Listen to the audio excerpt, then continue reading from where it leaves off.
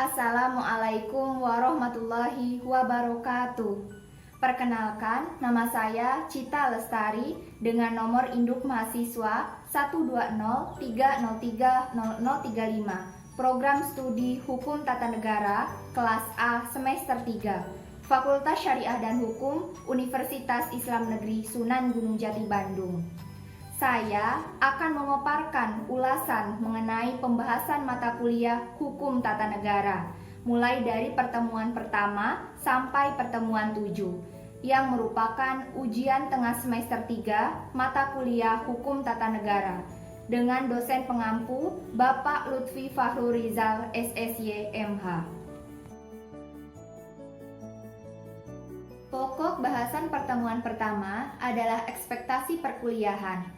Walaupun belajar di tengah-tengah wabah COVID-19, saya tetap bersemangat untuk belajar dengan sungguh-sungguh dan tanpa lelah.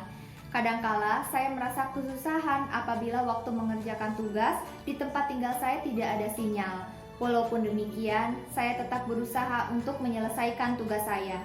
Harapan saya, semoga COVID cepat sirna dan bisa belajar semestinya. Saya berharap pada guru atau dosen pembimbing apabila tugas saya agak terlambat atau tidak tepat waktu, harap maklum adanya. Harapan saya, semoga setelah lulus nanti, saya jadi generasi penerus bangsa yang berguna bagi keluarga, bangsa, dan agama. Dalam belajar online, saya berharap agar diberi pulsa. Dalam belajar online, dalam mengerjakan tugas, saya selalu mandiri, tidak bisa meminta bantuan dari guru atau dosen. Kalau belajar langsung atau tatap muka, pastinya akan lebih mudah untuk bertanya pada guru atau dosen apabila ada soal yang tidak mengerti. Pokok bahasan pertemuan kedua adalah pengertian, ruang lingkup, dan konsep hukum tata negara. Pengertian, ruang lingkup, dan konsep hukum tata negara merupakan hal yang sangat penting dan menjadi dasar sebelum mempelajari lebih jauh mengenai hukum tata negara. Ilmu hukum tata negara merupakan salah satu cabang ilmu hukum yang secara khusus mengkaji persoalan hukum dalam konteks kenegaraan. Hakikat ilmu. Pada tahun 600 sebelum Masehi sampai 200 sebelum Masehi, bangsa Yunani memiliki kepercayaan yang sangat mendalam terhadap mitos atau mitologi, yang mana mitos tersebut tidak dapat dibuktikan kebenarannya. Dalam perkembangannya, lahir tokoh-tokoh sejarawan atau filsuf Yunani diantaranya. Yang pertama Thales, lebih dari tahun 625 sampai 545 sebelum Masehi. Yang kedua Anaximandros, lebih dari tahun 610 sampai 540 sebelum Masehi. Yang ketiga Anaximenes, lebih dari tahun 538 sampai 480 sebelum Masehi. Yang keempat, Pitagoras, lebih dari tahun 580 sampai 500 sebelum Masehi. Yang kelima, Xenophanes, lebih dari tahun 570 sampai 480 sebelum Masehi.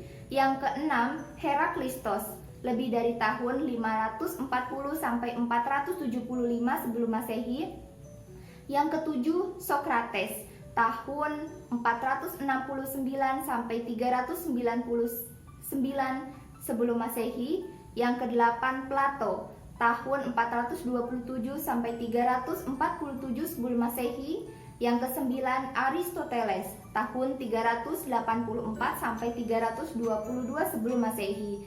Dan yang kesepuluh Plotinus, tahun 427 sampai 347 sebelum Masehi. Salah satu filsuf Yunani yang terkenal dan memberikan dampak yang besar bagi ilmu pengetahuan yaitu Sokrates, Plato, dan Aristoteles. Ketiganya adalah guru dan murid yang saling mendukung gagasan dan pemikirannya. Namun pemikiran kritis Sokrates dinilai berlawanan dan menghina dewa-dewi oleh pemerintah yang berkuasa pada masa Yunani kuno, sehingga ia dijatuhi hukuman mati dengan cara meminum racun. Pemikiran para filsuf Yunani mendorong semua pemikir secara mendalam untuk menggali segala sesuatu yang ada, baik secara fisik maupun secara metafisik. Setelah melewati tahun 200 sebelum Masehi, Saat mitos tidak mampu menjawab sebuah pertanyaan, maka pertanyaan tersebut digolongkan sebagai logos atau ilmu dan perlu adanya pengujian kebenaran atau teori. Ilmu diartikan sebagai pengetahuan atau tahu. Apakah setiap yang kita ketahui sudah menjadi ilmu? Apakah setiap ilmu adalah pengetahuan? Tidak setiap yang telah kita ketahui itu otomatis menjadi ilmu, tetapi setiap ilmu itu otomatis menjadi pengetahuan. Jika kita tahu, bukan berarti dia berilmu. Jika dia berilmu, otomatis dia tahu tentang sesuatu itu. Pengetahuan adalah apa yang sudah diketahui melalui panca indera. Ilmu adalah akumulasi atau kumpulan-kumpulan pengetahuan yang telah diuji validitas atau kebenarannya, dan kemudian objektif dapat dirasakan kebenaran dari pengetahuan itu. Dapat dikatakan bahwa ilmu adalah pengetahuan yang sistematis. Apabila sudah menjadi ilmu, kita akan mengetahui maslahat dan mudaratnya. Adapun tolak ukur sebuah pengetahuan dapat menjadi sebuah ilmu, yaitu sebagai berikut. Yang pertama, ontologis, yang berarti bahwa sebuah pengetahuan mempunyai pengertian atau makna. Yang kedua, epistemologis, yang berarti bahwa sebuah pengetahuan mempunyai metode atau cara dalam kajian keilmuannya. Dan yang ketiga, aksiologis, yang berarti bahwa sebuah pengetahuan mempunyai manfaat atau kegunaan. Pengertian hukum tata negara. Secara etimologis atau asal-usul kata, hukum tata negara dalam bahasa Inggris disebut constitutional law. Dalam bahasa Jerman dan Belanda dikenal dengan istilah Staatsrecht, sedangkan dalam bahasa Prancis disebut droit constitutionnel. Hukum tata negara adalah seperangkat alat atau aturan atau kaidah hukum yang berfungsi untuk mengatur sebuah organisasi negara, alat perlengkapan negara, hubungan antara alat perlengkapan negara beserta tugas, wewenang, dan fungsi alat perlengkapan negara baik secara vertikal maupun secara horizontal, dan mengatur hak asasi dan kedudukan setiap warga negara. Pengertian hukum tata negara secara khusus dapat diketahui dari beberapa pendapat ahli kenegaraan, baik dari sarjana lokal maupun sarjana luar. Sarjana lokal seperti Jimli Asidik dan Kusumadi Pudjosewojo. Jimli Asidik berpendapat bahwa hukum tata negara adalah hukum dan kenyataan praktik yang mengatur tentang nilai-nilai luhur dan cita-cita kolektif rakyat suatu negara. Format kelembagaan suatu organisasi negara, mekanisme hubungan antar lembaga negara, dan mekanisme hubungan antara lembaga negara dengan warga negara. Menurut Kusumadi Pudjosewojo, hukum tata negara adalah hukum yang mengatur bentuk negara dan bentuk pemerintahan yang menunjukkan masyarakat hukum yang atasan maupun yang bawahan, beserta tingkatan-tingkatannya yang selanjutnya menegaskan wilayah dan lingkungan rakyat dari masyarakat hukum itu, dan akhirnya menunjukkan alat-alat perlengkapan yang memegang kekuasaan penguasa dari masyarakat hukum itu, beserta susunan, wewenang, tingkatan imbangan dari dan antara alat perlengkapan itu. Adapun sarjana luar yang memberikan pengertian hukum tata negara diantaranya Christian van Vollenhoven, von Scholten, dan Utrecht. Christian van Vollenhoven mendefinisikan hukum tata negara sebagai hukum yang mengatur semua masyarakat hukum atasan dan masyarakat hukum bawahan menurut tingkatan-tingkatannya yang masing-masing menentukan wilayah atau lingkungan rakyatnya sendiri-sendiri dan menentukan badan-badan dalam lingkungan masyarakat hukum yang bersangkutan beserta fungsinya masing-masing, serta menentukan pula susunan dan kewenangan badan-badan yang dimaksud. Von Scholten berpendapat hukum tata negara adalah het recht dat regelt dat staatsorganisatie atau hukum yang mengatur mengenai tata organisasi negara. Dengan rumusan demikian, Scholten hanya menekankan perbedaan antara organisasi negara dari organisasi non-negara seperti gereja dan lain-lain. Scholten sengaja membedakan antara hukum tata negara dalam arti sempit sebagai hukum organisasi negara di pihak lain dengan hukum gereja dan hukum perkumpulan perdata di pihak lain dengan kenyataan bahwa kedua jenis hukum yang terakhir itu tidak memancarkan otoritas yang berdiri sendiri, melainkan suatu otoritas yang berasal dari negara. Jika yang diatur adalah organisasi negara, Maka hukum yang mengatur itulah yang disebut sebagai hukum tata negara atau constitutional law. Mengenai hubungan antara organisasi negara dengan warga negara, seperti mengenai hak asasi manusia, belum dipertimbangkan oleh Paul Scholten.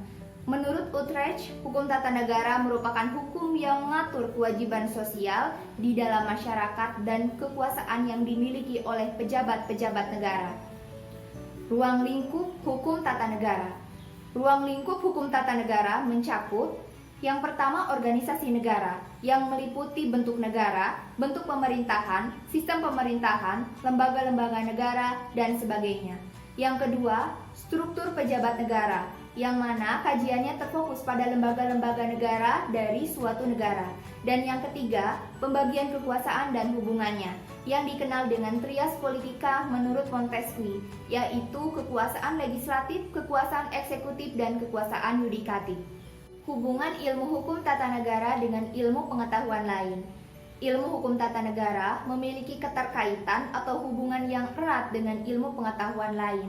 Di antaranya, yang pertama, ilmu hukum tata negara dengan ilmu hukum. Keterkaitan atau hubungan ilmu hukum tata negara dengan ilmu hukum terletak pada penerapan konstitusi dalam sebuah negara. Yang kedua, ilmu hukum tata negara dengan ilmu politik dan ilmu sosial lain. Ibarat tubuh manusia, maka ilmu hukum tata negara diumpamakan oleh Barents sebagai kerangka tulang belulangnya, sedangkan ilmu politik ibarat daging-daging yang melekat di sekitarnya, head, flesh, homme, hand, bezier. Oleh sebab itu, untuk mempelajari hukum tata negara, terlebih dahulu kita memerlukan ilmu politik sebagai pengantar untuk mengetahui apa yang ada di balik daging-daging di sekitar kerangka tubuh manusia yang hendak diteliti. Dalam hal ini, negara sebagai objek studi hukum tata negara dan ilmu politik juga dapat diibaratkan sebagai tubuh manusia yang terdiri atas daging dan tulang. Bagaimanapun juga, organisasi negara itu sendiri merupakan hasil konstruksi sosial tentang kehidupan bersama dalam suatu komunitas hidup bermasyarakat. Oleh karena itu, ilmu hukum yang mempelajari dan mengatur negara sebagai organisasi tidak mungkin memisahkan diri secara tegas dengan kehidupan bermasyarakat. Bagi sarjana hukum tata negara, di samping sosiologi, ilmu sosial lain juga sangat penting sebagai penunjang, seperti ilmu sejarah, ilmu politik, ilmu ekonomi, antropologi, dan sebagainya. Yang ketiga, ilmu hukum tata negara dengan hukum administrasi negara atau HAN. Hukum tata negara dan hukum administrasi negara merupakan dua jenis hukum yang dapat dibedakan tetapi tidak dapat dipisahkan satu sama lain. Antara hukum tata negara dengan hukum administrasi negara terdapat persamaan dan perbedaan. Persamaannya adalah sama-sama merupakan cabang dari ilmu kenegaraan dan objeknya sama-sama negara. Perbedaannya adalah hukum tata negara mempelajari negara dalam keadaan tidak bergerak atau diam atau statis karena merupakan sekumpulan peraturan hukum yang menentukan badan-badan kenegaraan serta memberi wewenang kepadanya mengetahui organisasi negara dan alat-alat perlengkapannya. Sedangkan hukum administrasi negara mempelajari negara dalam keadaan bergerak, bagaimana cara negara dan organ negara melakukan tugasnya. Karena merupakan sekumpulan peraturan hukum yang mengikat badan-badan negara, baik yang tinggi maupun yang rendah, jika badan-badan itu mulai mempergunakan wewenangnya yang ditentukan dalam hukum tata negara. Sumber hukum tata negara. Terdapat 7 macam sumber hukum tata negara, yaitu sebagai berikut. Yang pertama, nilai-nilai konstitusi yang tidak tertulis atau disebut juga dengan hukum adat atau common law. Yang kedua, undang-undang dasar yang merupakan konstitusi yang tertulis. Yang ketiga, peraturan perundang-undangan yang tertulis, yang berupa undang-undang atau executive act, misalnya peraturan pemerintah, peraturan presiden, peraturan Bank Indonesia, peraturan KPU, KPPU, KPI, dan lain-lain. Yang keempat, jurisprudensi peradilan atau keputusan hakim. Seorang hakim mempunyai hak membuat peraturan sendiri untuk menyelesaikan suatu perkara, yang kemudian dapat dijadikan dasar bagi keputusan hakim lainnya untuk mengadili perkara yang serupa, dan keputusan hakim tersebut lalu menjadi sumber hukum bagi pengadilan. keputusan hakim yang demikian disebut jurisprudensi. Jadi, jurisprudensi ialah keputusan hakim terdahulu yang sering diikuti dan dijadikan dasar keputusan oleh hakim kemudian mengenai masalah yang sama. Ada dua jenis jurisprudensi, yaitu sebagai berikut. Yang pertama, jurisprudensi tetap, yaitu keputusan hakim yang terjadi karena rangkaian keputusan yang serupa dan yang menjadi dasar bagi pengadilan atau standar arenten untuk mengambil keputusan. Yang kedua, jurisprudensi tidak tetap, yaitu apabila seorang hakim yang mengikuti keputusan tersebut hanya memakainya sebagai pedoman dalam mengambil suatu keputusan mengenai suatu perkara yang serupa. Yang kelima, konvensi ketatanegaraan atau constitutional convention. Konvensi tidak identik dengan kebiasaan. Dengan demikian, konvensi ketatanegaraan juga tidak identik dengan kebiasaan ketatanegaraan. Kebiasaan menuntut adanya pengulangan yang teratur, sedangkan konvensi tidak selalu didasarkan atas pengulangan. Konvensi ketatanegaraan atau The Convention of the Constitution dapat berbentuk kebiasaan, dapat pula berbentuk praktik-praktik atau praktis ataupun constitutional usage.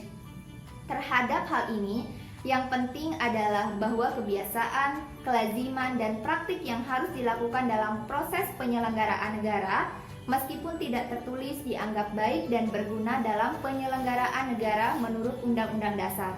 Oleh karena itu, meskipun tidak didasarkan atas ketentuan konstitusi tertulis, hal itu tetap dinilai penting secara konstitusional atau constitutionally meaningful.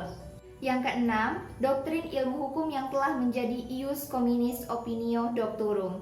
Doktrin ilmu pengetahuan hukum juga dapat dijadikan sumber hukum atau the source of law, karena pendapat seorang ilmuwan yang mempunyai otoritas dan kredibilitas dapat dijadikan rujukan yang mengikat dalam membuat keputusan hukum. Fatwa atau legal opinion merupakan pendapat hukum yang tidak mengikat. Pendapat hukum itu dapat diajukan oleh ilmuwan hukum mengenai suatu persoalan atau oleh lembaga negara resmi seperti Mahkamah Agung, asalkan pengaturan mengenai hal itu memang tidak terdapat dalam peraturan tertulis yang berlaku. Dalam hal demikian, pendapat hukum atau legal opinion itu dapat dijadikan rujukan dalam membuat keputusan, asalkan memenuhi beberapa persyaratan. Persyaratan dimaksud adalah bahwa yang pertama, ilmuwan yang bersangkutan dikenal dan diakui luas sebagai ilmuwan yang memiliki otoritas di bidangnya dan mempunyai integritas yang dapat dipercaya. Yang kedua, terhadap persoalan yang bersangkutan memang tidak ditemukan dalam peraturan tertulis yang berlaku. Dan yang ketiga, pendapat hukum dimaksud telah diakui keunggulannya dan diterima oleh umum, khususnya di kalangan sesama ilmuwan. Dengan kata lain, pendapat yang bersangkutan sudah menjadi ius communis opinion doctorum atau sudah menjadi prinsip atau pendapat ilmiah yang diterima oleh umum. Yang ketujuh, hukum internasional yang sudah diratifikasi atau sudah berlaku menjadi hukum nasional. Hukum publik internasional secara umum dianggap juga menjadi sumber hukum tata negara, meskipun sama-sama menjadikan negara selaku subjek hukum sebagai objek kajiannya. Antara hukum tata negara atau constitutional law dengan hukum internasional publik atau international public law jelas dapat dibedakan satu sama lain. Hukum tata negara melihat negara dari segi internalnya, sedangkan hukum internasional melihat negara dari hubungan eksternalnya dengan subjek-subjek negara lain. Pertemuan ketiga membahas mengenai asas-asas hukum tata negara. Asas hukum tata negara adalah dasar dalam hukum tata negara, di mana negara sebagai objek kajiannya. Negara adalah organisasi tertinggi yang mempunyai cita-cita untuk bersatu dan untuk memajukan kesejahteraan rakyat, serta mempunyai pemerintahan yang berdaulat.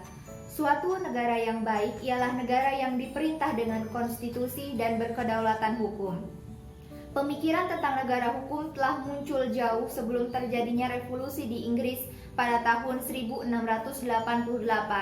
namun baru muncul kembali pada abad 17 dan mulai populer pada abad 19. Timbulnya pemikiran negara hukum dilatar belakangi oleh reaksi terhadap kesewenang-wenangan masa lampau. Oleh karena itu, unsur-unsur negara hukum mempunyai hubungan yang erat dengan sejarah dan perkembangan masyarakat dari suatu bangsa. Istilah negara hukum merupakan terjemahan langsung dari Rechtsstaat. Istilah Rechtsstaat mulai populer di Eropa sejak abad 19, meskipun pemikiran itu sudah lama adanya.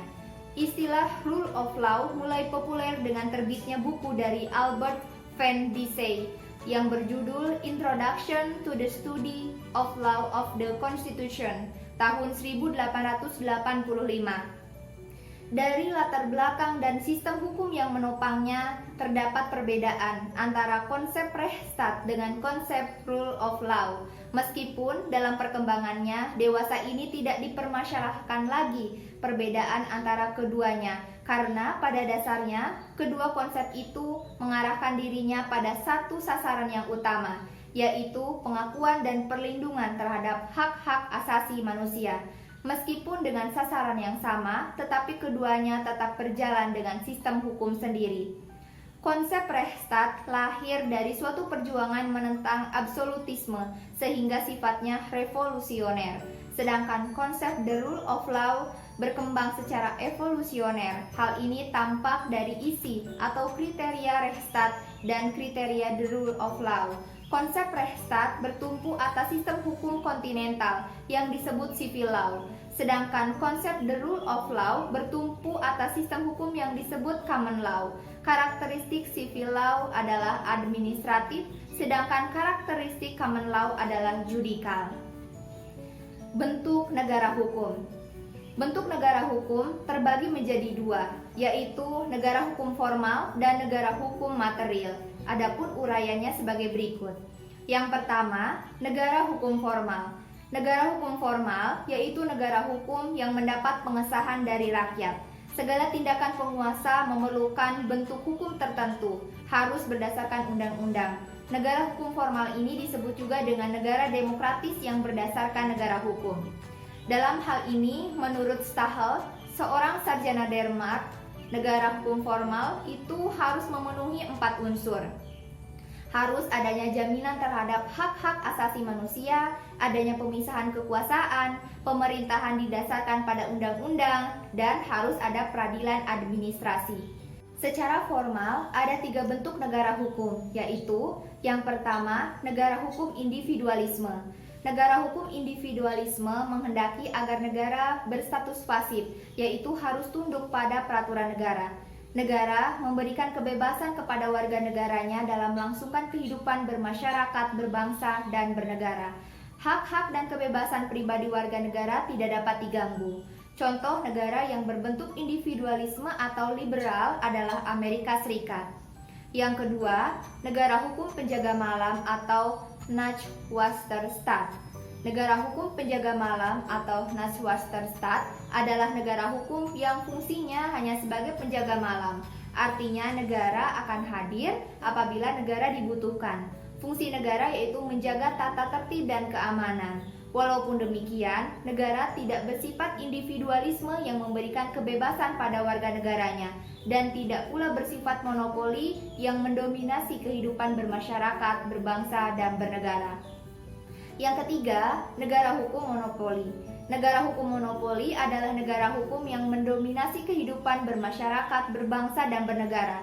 Negara mempunyai peranan dan campur tangan dalam segala bidang kehidupan, termasuk kehidupan pribadi warga negaranya. Yang kedua, negara hukum material. Negara hukum material sebenarnya merupakan perkembangan lebih lanjut daripada negara hukum formal. Dalam negara hukum formal, tindakan dari penguasa harus berdasarkan undang-undang atau harus berlaku asas legalitas. Sedangkan dalam negara hukum material, tindakan dari penguasa dalam hal mendesak demi kepentingan warga negaranya dibenarkan bertindak menyimpang dari undang-undang atau berlaku asas oportunitas. Secara material, ada 3 bentuk negara hukum, yaitu yang pertama, negara hukum kolektif. Negara hukum kolektif adalah negara hukum yang sifatnya konsensus, yaitu adanya keterlibatan antara masyarakat negara dengan pemimpin negara guna mencapai suatu keadaan yang dicita-citakan oleh keduanya. Yang kedua, negara hukum dominasi negara. Negara hukum dominasi negara adalah negara hukum yang sifatnya mendominasi. Dalam penyelenggaraan pemerintahan, negara mempunyai keterlibatan lebih banyak dibandingkan rakyat. Rakyat tidak diberikan kesempatan untuk berpartisipasi dalam politik, sehingga rakyat harus patuh terhadap kebijakan yang telah dibuat oleh negara. Negara hukum dominasi negara disebut juga dengan negara hukum monopoli. Yang ketiga, negara hukum kemakmuran atau welfare state. Negara kemakmuran atau welfare state adalah tipe negara yang sepenuhnya mengabdi pada masyarakat. Negara adalah satu-satunya alat untuk menyelenggarakan kemakmuran warganya untuk kepentingan seluruh rakyat dan negara secara aktif. Tugas negara adalah semata-mata mengusahakan kemakmuran seoptimal mungkin. Asas negara kesatuan. Negara kesatuan dapat dibedakan dalam dua bentuk, yaitu negara kesatuan dengan sistem sentralisasi dan negara kesatuan dengan sistem desentralisasi. Dalam negara kesatuan dengan sistem sentralisasi, segala sesuatu dalam negara langsung diatur dan diurus oleh pemerintah pusat, dan daerah-daerah hanya tinggal melaksanakan segala apa yang telah diinstruksikan oleh pemerintah pusat. Sementara itu, dalam negara kesatuan dengan sistem desentralisasi, kepada daerah-daerah diberikan kesempatan dan kekuasaan untuk mengatur dan mengurus rumah tangganya sendiri atau otonomi daerah yang dinamakan dengan daerah otonom. Untuk dapat mengetahui bentuk suatu negara, tentunya terdapat asas atau ciri-ciri dari suatu negara. Asas atau ciri-ciri negara kesatuan yaitu yang pertama, desentralisasi. Secara etimologis, istilah desentralisasi berasal dari bahasa Belanda, yaitu de yang berarti lepas dan centrum yang berarti pusat. Desentralisasi adalah sesuatu hal yang terlepas dari pusat.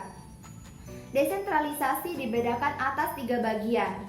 Yang pertama, desentralisasi politik, yaitu pelimpahan kewenangan dari pemerintah pusat yang meliputi hak mengatur dan mengurus kepentingan rumah tangga sendiri bagi badan-badan politik di daerah yang dipilih oleh rakyat dalam daerah-daerah tertentu.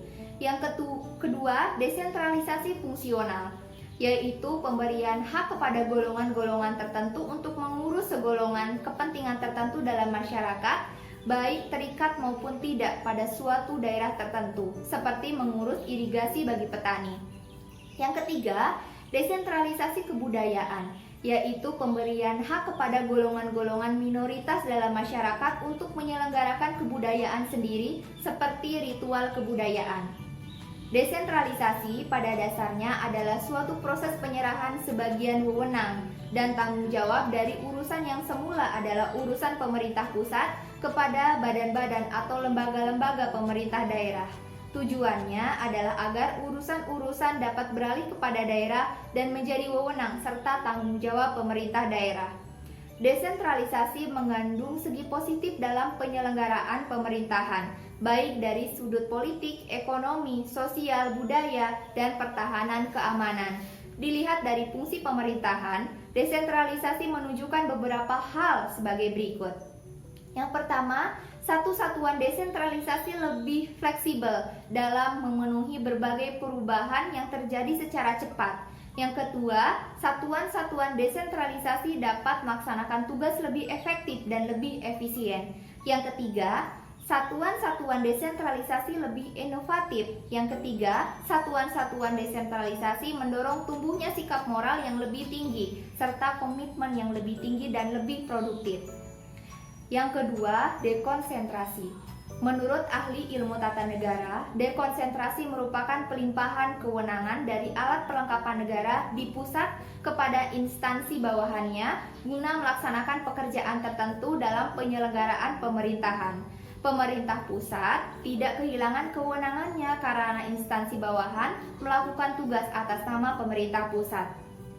Dekonsentrasi adalah pelimpahan wewenang dari pemerintah pusat kepada pemerintah daerah otonom sebagai wakil pemerintah atau perangkat pusat di daerah dalam rangka negara kesatuan. Lembaga yang melimpahkan kewenangan dapat memberikan perintah kepada pejabat yang telah dilimpahi kewenangannya itu mengenai pengambilan atau pembuatan keputusan.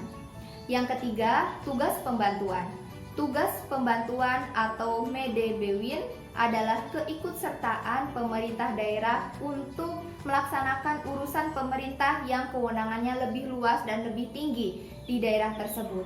Tugas pembantuan atau medebewin dapat diartikan sebagai ikut serta dalam melaksanakan tugas pemerintahan.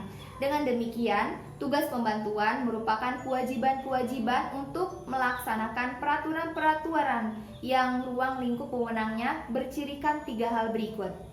Materi yang dilaksanakan tidak termasuk rumah tangga daerah-daerah otonom. Dalam menyelenggarakan tugas pembantuan, daerah otonom memiliki kelonggaran untuk menyesuaikan segala sesuatu dengan kekhususan daerahnya sepanjang peraturan memungkinkan, dan dapat diserahkan tugas pembantuan hanya pada daerah-daerah otonom saja. Daerah mempunyai hak dan kewajiban dalam menyelenggarakan otonomi. Hak dan kewajiban tersebut diwujudkan dalam bentuk rencana kerja pemerintahan daerah yang dijabarkan dalam bentuk pendapatan, belanja, dan pembiayaan daerah yang dikelola dalam sistem pengelolaan keuangan daerah. Pengelolaan keuangan yang dimaksud dilakukan secara efisien, efektif, transparan, akuntabel, tertib, adil, patut, dan taat pada peraturan perundang-undangan. Asas negara hukum. Berdasarkan International Commission of Jurists yang dilaksanakan di Bangkok pada tahun 1965, terdapat 6 asas yang menjadikan suatu negara dikatakan sebagai negara hukum, yaitu sebagai berikut. Yang pertama, adanya jaminan hak asasi manusia. Negara menjamin hak asasi warga negara. Wujud jaminan hak asasi ini berupa pembentukan undang-undang, kegiatan pemerintahan, maupun tindakan di dalam menangani adanya pelanggaran HAM. Yang kedua, adanya badan kehakiman yang bebas dan berdiri sendiri. Yang ketiga, adanya pemilihan umum atau pemilu yang bebas. Yang keempat, adanya kemerdekaan untuk mengemukakan pendapat atau pandangan. Negara hukum harus menjamin kemerdekaan, termasuk kemerdekaan berpendapat. Negara hukum menjamin kemerdekaan berpendapat dari semua unsur, kelompok, atau golongan yang ada di dalam masyarakat atau negara. Yang kelima, adanya kemerdekaan untuk berkumpul atau berserikat. Yang keenam, adanya pendidikan kewarganegaraan. Pendidikan kewarganegaraan atau civil education adalah pendidikan yang harus diberikan dan ditanamkan sejak dini kepada setiap warga negara, meliputi pendidikan moral, agama, berkebangsaan, berkewarganegaraan, sejarah, hukum, politik, sosial, budaya, ekonomi, teknologi, dan seni. Asas demokrasi. Suatu negara dapat disebut sebagai negara demokrasi apabila memiliki 2 asas, yaitu yang pertama, pengakuan hak asasi manusia sebagai penghargaan martabat manusia. Pengakuan terhadap hak asasi manusia diwujudkan dalam tindakan-tindakan negara atau pemerintah untuk melindungi hak-hak asasi manusia tanpa melupakan kepentingan umum. Pengakuan hak asasi manusia itu ditulis di dalam Undang-Undang Dasar Negara dan berbagai bentuk peraturan perundang-undangan sebagai penjabaran dan pelaksanaan dari Undang-Undang Dasar. Wujud pengakuan hak asasi manusia oleh negara yang diatur di dalam peraturan perundang-undangan adalah Undang-Undang Dasar 1945 pada pasal 27 sampai dengan 34 sebelum diamandemen, dan setelah diamandemen diperjelas lagi di dalam pasal 28A sampai dengan J Undang-Undang Nomor 39 Tahun 1999. Yang kedua, pengakuan partisipasi rakyat dalam pemerintahan. Hal tersebut dapat dimaknai sebagai berikut. Pemerintahan yang berkuasa merupakan pemerintahan yang dibentuk oleh rakyat, baik secara langsung maupun melalui wakil-wakilnya.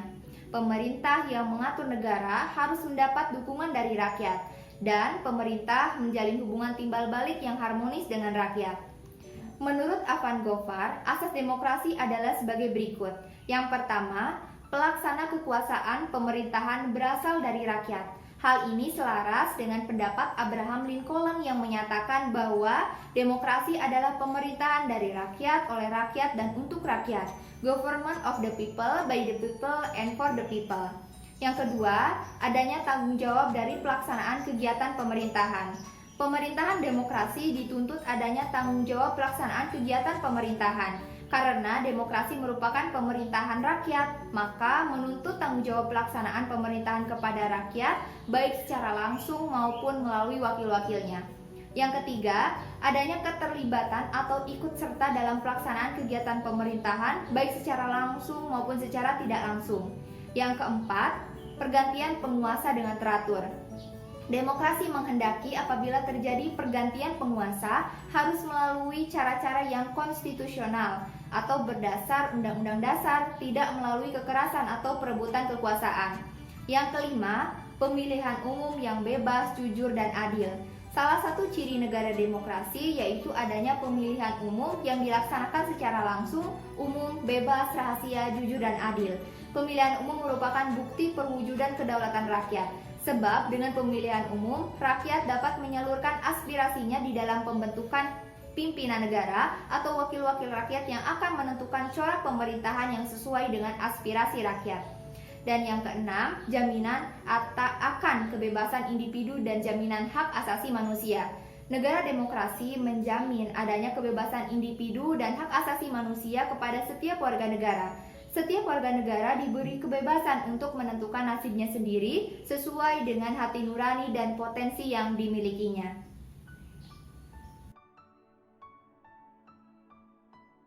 Pertemuan keempat membahas mengenai tipe dan bentuk susunan negara. Tipe dan bentuk susunan negara merupakan hal yang berbeda dengan tipe dan bentuk susunan pemerintahan. Tipe dan bentuk susunan negara membahas mengenai kondisi sistem kekuasaan dalam suatu negara. Bentuk negara bermaksud membahas sistem penjelmaan politis daripada unsur-unsur negara. Susunan negara adalah menyangkut bentuk negara yang ditinjau dari segi susunannya, yaitu berupa negara yang bersusun tunggal dan bersusun jamak. Sedangkan tipe dan bentuk susunan pemerintahan membahas mengenai mekanisme atau cara menjalankan kekuasaan dalam suatu negara. Tipe dan bentuk susunan negara terbagi menjadi dua, yaitu negara kesatuan atau unitary state dan negara serikat atau federal state. Adapun dua tipe dan bentuk susunan negara sebagai berikut. Yang pertama, negara kesatuan atau unitary state. Negara kesatuan dapat dibedakan dalam dua bentuk, yaitu negara kesatuan dengan sistem sentralisasi dan negara kesatuan dengan sistem desentralisasi. Dalam negara kesatuan dengan sistem sentralisasi, segala sesuatu dalam negara langsung diatur dan diurus oleh pemerintah pusat, dan daerah-daerah hanya tinggal melaksanakan segala apa yang telah diinstruksikan oleh pemerintah pusat. Sementara itu, dalam negara kesatuan dengan sistem desentralisasi, kepada negara-negara diberikan kesempatan dan kekuasaan untuk mengatur dan mengurus rumah tangganya sendiri atau otonomi daerah yang dinamakan dengan daerah otonom. Negara kesatuan atau unitary state memiliki beberapa model di antaranya. Yang pertama, vertical management model. Negara yang menggunakan vertical management model adalah Inggris dan Jepang. Yang kedua, central representative model. Negara yang menggunakan central representative model adalah Swedia, Spanyol, dan Denmark. Yang ketiga, unification model. Negara yang menggunakan unification model adalah Belanda. Yang keempat, mixed model. Negara yang menggunakan mixed model adalah Perancis. Ciri-ciri atau karakter negara kesatuan yaitu: yang pertama, negara kesatuan hanya memiliki satu konstitusi yang berlaku. Yang kedua, negara kesatuan menerapkan satu kewarganegaraan pada setiap warga negaranya. Yang ketiga, prinsip pembagian kekuasaan atau kewenangan pada negara kesatuan adalah: pertama, kekuasaan atau kewenangan pada dasarnya milik pemerintah pusat. Daerah diberi hak dan kewajiban mengelola dan menyelenggarakan sebagian kewenangan pemerintahan yang dilimpahkan atau diserahkan. Jadi terjadi proses penyerahan atau pelimpahan kewenangan. Kedua, pemerintah pusat dan pemerintah daerah tetap memiliki garis komando dan hubungan hierarkis. Pemerintah sebagai subordinasi pemerintah pusat, namun hubungan yang dilakukan tidak untuk mengintervensi dan mendikte pemerintah dalam berbagai hal. Ketiga, kewenangan atau kekuasaan yang dialihkan atau diserahkan kepada daerah dalam kondisi tertentu karena daerah tidak mampu menjalankan dengan baik, sehingga kewenangan yang dilimpahkan dan diserahkan tersebut dapat ditarik kembali ke pemerintah pusat sebagai pemilik kekuasaan atau kewenangan tersebut. Yang kedua, negara serikat atau federal state. Negara Serikat atau Federal State berasal dari bahasa Latin foedus, artinya perjanjian atau persetujuan. Adalah bentuk negara yang terdiri dari beberapa negara yang mengikat diri untuk menjadi satu negara baru dengan masing-masing memberikan sebagian kedaulatannya pada pemerintah pusat atau lebih dikenal dengan nama pemerintah federal. Negara federal baru muncul setelah abad pertengahan, khususnya setelah lahirnya Konstitusi Amerika Serikat, seperti halnya sistem presidensial yang juga lahir di Amerika Serikat.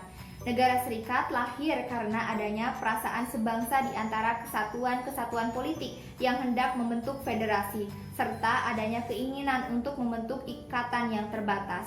Menurut C.F. Strong, ciri-ciri negara federal yakni adanya supremasi konstitusi federal, adanya pemencaran kekuasaan atau distribution of power antara negara federal dengan negara-negara bagian, dan adanya suatu kekuasaan tertinggi yang bertugas menyelesaikan sengketa-sengketa yang mungkin timbul antara negara federal dengan negara bagian. Pada pertemuan kelima, pokok bahasannya adalah bentuk dan sistem pemerintahan. Bentuk dan sistem pemerintahan membahas mengenai mekanisme atau cara menjalankan kekuasaan dalam suatu negara. Bentuk pemerintahan. Bentuk pemerintahan terbagi menjadi 4, yaitu autokrasi, oligarki, monarki, dan republik. Yang pertama, autokrasi. Autokrasi adalah bentuk pemerintahan di mana kekuasaan negara terletak di tangan sejumlah kecil dari rakyat yang merupakan orang-orang yang terbaik, dan mereka menjalankan kekuasaan itu untuk kepentingan semua orang. Yang kedua, oligarki. Oligarki adalah bentuk pemerintahan yang mana kekuasaan negara terletak di tangan sejumlah orang yang memerintah. Yang ketiga, monarki atau pemerintahan kerajaan. Pemerintahan kerajaan atau sering disebut monarki berasal dari bahasa Yunani, yaitu monos yang berarti satu, tunggal, dan archein yang berarti memerintah, menguasai. Jadi, monarki berarti pemerintahan oleh satu orang atau raja. Raja memerintah dengan kekuasaan penuh dan bertindak diktator. Namun, pada perkembangan zaman, negara monarki sudah berkembang menjadi sebuah sistem pemerintahan yang tidak lagi digantungkan pada kehendak satu orang atau raja saja. Pemerintahan kerajaan terbagi dua, yaitu pemerintahan kerajaan serikat dan pemerintahan kerajaan kesatuan. Yang keempat, republik. Sejarah pembentukan pemerintahan republik lebih didasarkan atas suatu pertimbangan aspek yuridis yang dilakukan oleh suatu golongan masyarakat yang berkehendak memproklamasikan berdirinya sebuah negara. Menurut Jelinek, perbedaan antara republik dan kerajaan itu ditentukan oleh cara pembentukan kehendak negara. Nach der Art den Staatlichen Willensbildung. Dalam praktik kehidupan kenegaraan di dalam pemerintahan republik terjadi unsur penyimpangan. Secara ekstrim dapat dibagi dua, yaitu pemerintahan republik absolut atau republik kediktatoran dan pemerintahan republik demokratik. Pemerintahan republik absolut merupakan pemerintahan yang mengatasnamakan rakyat, tetapi sesungguhnya dalam kenyataannya kekuasaan rakyat hanya semata-mata dilakukan oleh penguasa tertinggi di dalam negara. Kekuasaan eksekutif, legislatif, dan yudikatif berada pada satu tangan. Sedangkan pemerintahan republik demokratik adalah suatu bentuk pemerintahan di mana rakyat mempunyai kedaulatan tertinggi, sehingga kekuasaan eksekutif, legislatif, dan yudikatif berada pada rakyat dan dijalankan oleh rakyat secara langsung dan atau melalui wakil-wakilnya. Pengaturan pembagian kekuasaan di dalam negara diatur dalam Undang-Undang Dasar Negara, tidak dapat dimintai pertanggungjawaban atas jalannya pemerintahan. Kedudukan kepala negara bukan merupakan kepala eksekutif, bukan pula kepala pemerintahan, tetapi merupakan kepala negara konstitusi, lebih tepatnya berposisi sebagai simbolik dan formalitas semata. Namun demikian, kepala negara mempunyai kewenangan untuk membentuk kabinet dan mengangkat perdana menteri, baik melalui proses hearing atau dengar pendapat untuk mengetahui bagaimana pendapat partai-partai politik, menyaring calon anggota kabinet yang berkualitas, melakukan hearing antara calon anggota kabinet dengan kepala negara, baru kemudian kepala negara menunjuk formatur untuk penyusunan kabinet. Pemerintahan republik terbagi menjadi dua, yaitu pemerintahan Republik Serikat dan pemerintahan Republik Kesatuan. Aristoteles meninjau bentuk negara itu berdasarkan ukuran kuantitas untuk bentuk ideal dan ukuran kualitas untuk bentuk pemerosotan. Jadi, di sini Aristoteles memperhatikan banyaknya yang memerintah hingga menghasilkan bentuk ideal dan bentuk pemerosotan. Menurutnya adalah sebagai berikut. Yang pertama, monarki, yang merupakan bentuk idealnya, diktator atau tirani yang merupakan bentuk pemerosotannya. Yang kedua, aristokrasi yang merupakan bentuk idealnya, oligarki atau plutokrasi yang merupakan bentuk pemerosotannya. Yang ketiga, politeia yang merupakan bentuk idealnya, demokrasi yang merupakan bentuk pemerosotannya. Dalam bentuk pemerintahan dikenal dengan siklus teori yang menjelaskan bentuk-bentuk pemerintahan serta ciri-cirinya. Adapun penjelasan mengenai siklus teori adalah sebagai berikut. Yang pertama, monarki, ciri-cirinya adalah kekuasaan dipegang oleh satu orang dan adanya kepentingan tertentu. Yang kedua, tirani, ciri-cirinya adalah kekuasaan berada di tangan satu orang, memiliki sifat sewenang-wenang dan termasuk pemerintahan yang sangat buruk. Yang ketiga, aristokrasi, ciri-cirinya adalah kekuasaan dipegang oleh beberapa orang dan adanya kepentingan tertentu. Yang keempat, oligarki, ciri-cirinya adalah kekuasaan dipegang oleh beberapa orang dan adanya kepentingan tertentu. Yang kelima, demokrasi, ciri-cirinya adalah pemerintahan dijalankan oleh rakyat dan adanya kepentingan rakyat. Dan yang keenam, autokrasi, ciri-cirinya adalah setiap orang yang memiliki keinginan untuk mengatur dan memerintah menghendaki atau menginginkan adanya kebebasan yang sama. Sistem pemerintahan. Pengertian mengenai sistem pemerintahan dikemukakan oleh Mahfud MD. Menurutnya, sistem pemerintahan adalah sistem hubungan dan tata kerja antara lembaga-lembaga negara. Secara umum, sistem pemerintahan dapat digolongkan menjadi sistem pemerintahan presidensial atau presidensil, atau disebut juga dengan sistem kongresional dan sistem pemerintahan parlementer. Yang pertama, sistem pemerintahan presidensial. Sistem presidensial merupakan sistem pemerintahan negara republik di mana kekuasaan eksekutif dipilih melalui pemilu dan terpisah dengan kekuasaan legislatif. Dalam sistem presidensial, presiden memiliki posisi yang relatif kuat dan tidak dapat dijatuhkan hanya karena rendahnya dukungan politik. Namun, meskipun demikian masih terdapat mekanisme atau cara untuk mengontrol presiden. Jika presiden melakukan pelanggaran konstitusi, maka posisi presiden bisa dijatuhkan.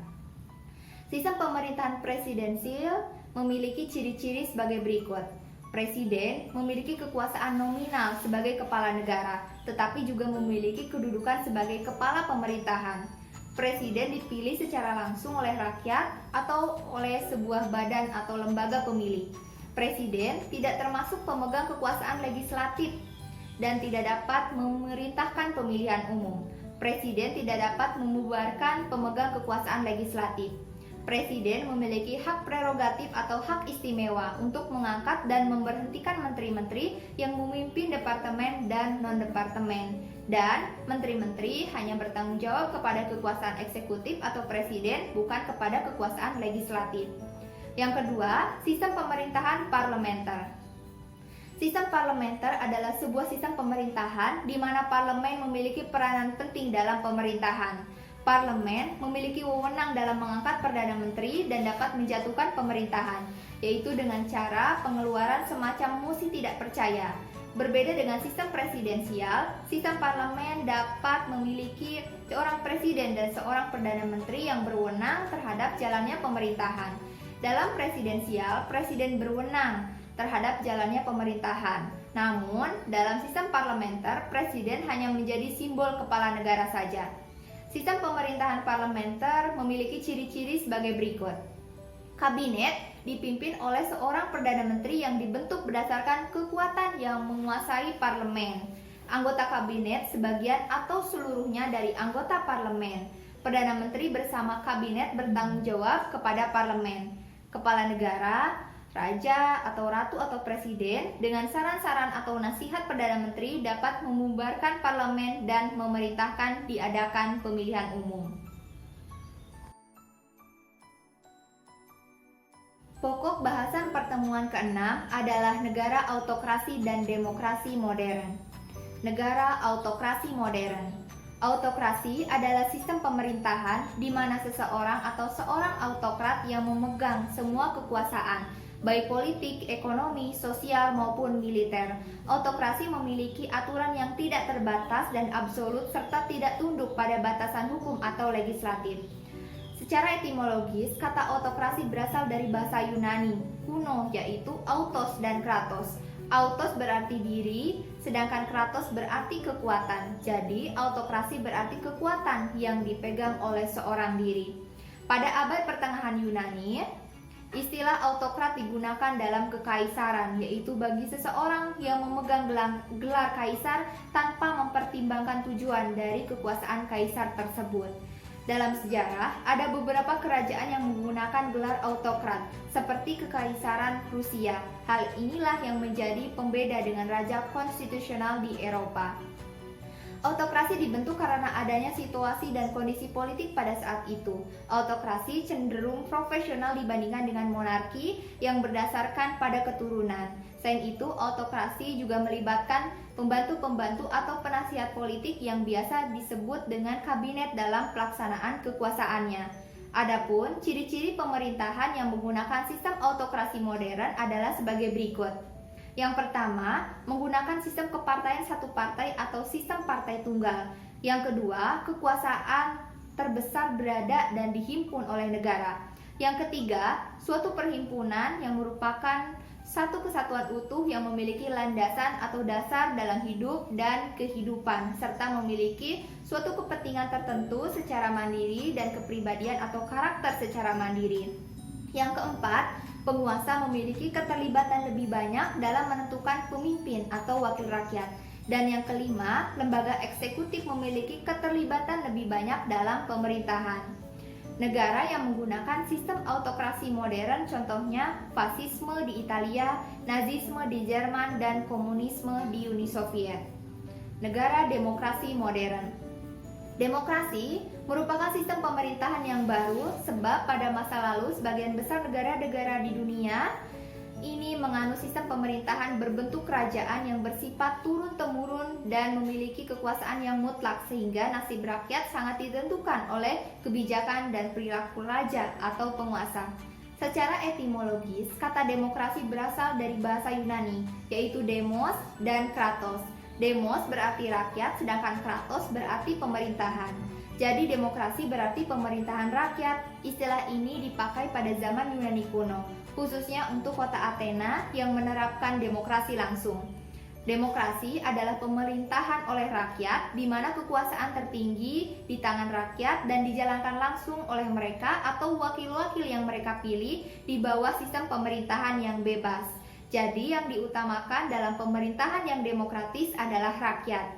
Suatu negara dapat disebut sebagai negara demokrasi apabila memiliki dua asas, yaitu yang pertama, pengakuan hak asasi manusia sebagai penghargaan martabat manusia. Yang kedua, pengakuan partisipasi rakyat dalam pemerintahan.